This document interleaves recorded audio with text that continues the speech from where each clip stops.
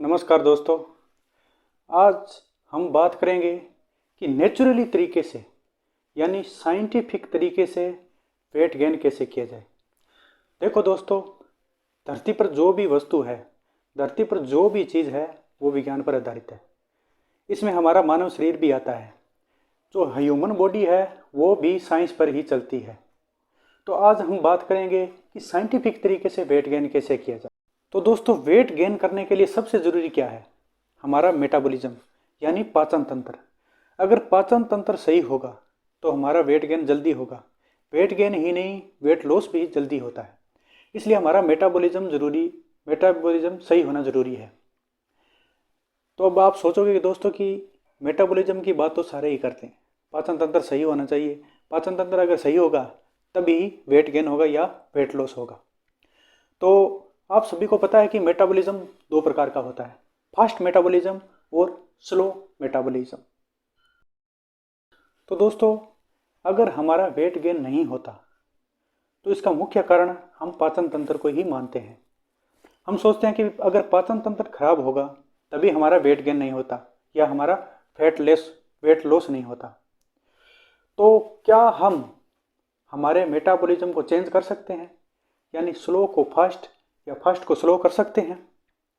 बाज़ारों में दोस्तों बहुत सी दवाइयाँ मिलती है जो हमारे मेटाबॉलिज्म को चेंज करती है। लोग मानते हैं कि चेंज करती है, लेकिन ऐसा होता नहीं है। तो अब आप बोलोगे कि वेट गेन तो होता है दवाइयों से या मेडिसिन से, वेट गेन तो होता है। मेरे चाचा का हो गया, मेरे काका का हो गया, मेरे भाई का हो गया, वेट गेन तो होता है। लेकिन हमें ये जानने की ज़रूरत है कि वास्तव में वेट गेन होता है या कुछ और ही घटता है। आपको क्या लगता है कि क्या दवाइयाँ वेट बढ़ा सकती है? क्या दवाइयाँ हमारे मेटाबॉलिज्म को चेंज कर सकती है? तो दोस्तों, मैंने पहले भी बोला था कि सब जो शरीर है, धरती पर कोई भी चीज़ है वो विज्ञान पर चलती है, यानी साइंस पर चलती है। तो हमारा शरीर भी साइंस पर चलता है। तो दुनिया में ऐसी कोई चीज़ नहीं बनी जो हमारे मेटाबॉलिज्म को चेंज कर सके, यानी कोई भी ऐसी दवाई नहीं बनी जो हमारे मेटाबॉलिज्म को चेंज कर सके। तो दोस्तों, ये पूरा मामला समझने के लिए हमें दो चीज़ों की ज़रूरत पड़ेगी, यानी हमें दो चीज़ समझना पड़ेगा। एक है BMR और दूसरा है RMR।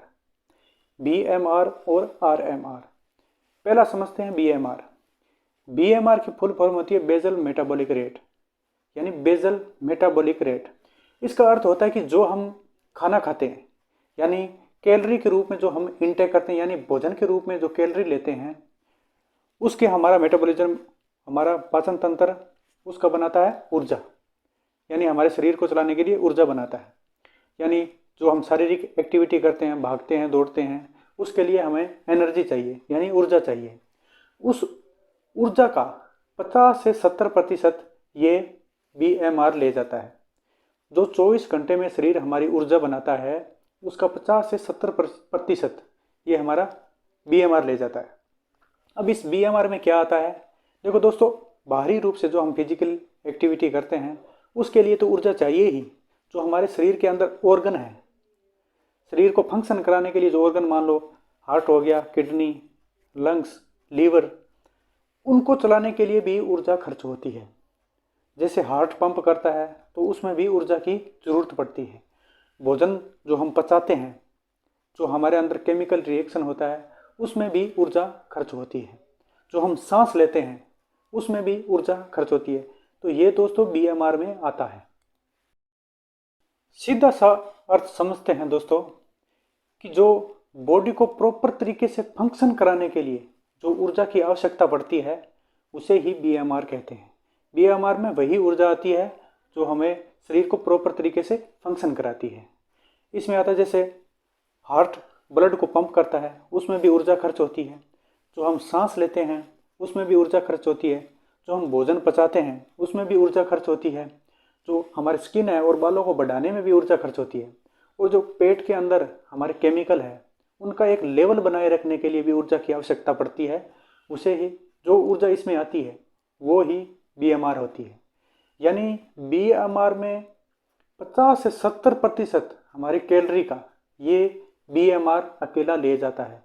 यानी भोजन के रूप में दिन भर में 24 घंटे में जो हम खाना खाते हैं उससे जो ऊर्जा बनती है उसका 50 से 70% ये BMR ले जाता है। अब दूसरा हम समझते हैं, दूसरा है RMR। RMR की फुल फॉर्म होती है रेस्ट मेटाबॉलिक रेट, यानी जो हम आराम करते वक्त जो ऊर्जा खर्च करते हैं उसमें ही RMR आता है। यानी जो हम खाना खाते हैं, जो हमारी ऊर्जा बनती है जब हम बेड पर सोते हैं तो उसमें भी ऊर्जा खर्च होती है। जैसे बाहर थोड़ा बहुत घूमने गए यानी बाथरूम करने गए तो उसमें भी ऊर्जा खर्च होती है, वो RMR में आती है। दोस्तों, पसीना आने में और दर्द होने में भी जो कैलोरी खर्च होती है वो भी RMR में आती है। यानी जो आराम करते वक्त हमारी जो कैलोरी यानी ऊर्जा जो खपत होती है वो RMR में आती है। अब हम बात करेंगे दोस्तों कि क्या ये दवाइयाँ क्या काम करती हैं। अब हम मुद्दे की बात करेंगे कि ये दवाइयाँ वेट गेन करती है या कुछ और ही घटाती है। तो जब हम दवाइयाँ लेना शुरू करते हैं तो ये हमारे वेट गेन नहीं करती, ये दवाइयाँ हमारे BMR और RMR को घटा देती है। यानी जो हमारे हार्ट को, किडनी को, लंग्स को जो ऊर्जा चाहिए, जो हमारा हार्ट और किडनी और लंग्स जो ऊर्जा खपत करते हैं उसकी खपत को कम कर देती है। यानी ये दवाइयाँ कोई फ़ायदा नहीं करती, ये दवाइयाँ नुकसान ही करती हैं। जैसे मेरे को दिन भर में BMR चाहिए 1600 कैलोरी, यानी दिन भर में मेरे शरीर को फंक्शन कराने के लिए मुझे 1600 कैलोरी चाहिए। तो जब मैं दवाइयाँ लेना शुरू करूँगा तो ये दवाइयाँ उस 1600 कैलोरी है उसको कम कर देगी। जो दवाइयाँ या तो अपनी तरफ से कैलोरी दे देगी या जो हार्ट है, किडनी है, उनको कम कर देगी। जो हार्ट, किडनी जो ऊर्जा लेता है उसको कम कर देती है। तो दोस्तों, दवाई कभी नहीं लेनी है आपको। दवाई लेने से कोई फ़ायदा नहीं होगा, उल्टा नुकसान ही होगा। उदाहरण के लिए, जब आप दवाइयाँ बंद करते हो, आप लेना बंद करते हो तो दोबारा वेट लॉस हो जाता है। उसका कारण यही है। तो वो वास्तव में असल में वेट गेन नहीं करती। अब आप सोचोगे कि दोस्तों BMR को कैसे चेक किया जाए, यानी BMR और RMR कैसे चेक किया जाए। तो ये समझने के लिए बहुत ही आसान तरीका है। आपके सिर्फ एक मोबाइल होना चाहिए और मोबाइल पर गूगल पर जाना चाहिए। BMR चेक करने के लिए सबसे पहले जाएंगे हम गूगल पे और गूगल में टाइप करेंगे BMR कैलकुलेटर। BMR calculator.